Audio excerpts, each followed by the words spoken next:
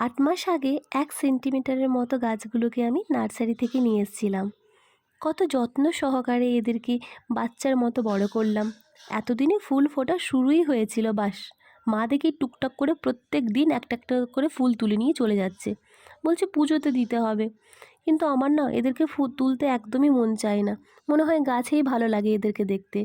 এই যে দেখো পিটুনিয়াগুলো সেইগুলো ছিল, যেগুলো একদম ছোট ছিল, নিমেষের মধ্যে শীতের হাওয়া পেয়ে আর একটু যত্নের ফলে এগুলো অনেক বড় হয়ে গেছে। চন্দ্রমল্লিকাতে এত ফুল এসছে যে ডালটা নুইয়ে যাচ্ছে। রক্তগাঁদা, ইনকা সবগুলোতে ফুলে ফুলময়। এদেরকে ছেড়ে যেতে মনই চায় না, মনে হয় সারাদিন এদেরকেই দেখি আর কোনো কাজই করব না। আর এই যে দেখো, এটা তো আমি প্রথমে ভেবেছিলাম পুটুস ফুল, গ্রামে গঞ্জে ফোটে না, কিন্তু বর বলল না এটাও এক ধরনের ফুল গাছ। আমি তো নামই জানি না, আর এই নামটাও জানি না। তোমরা যদি জেনে থাকো আমাকে কমেন্ট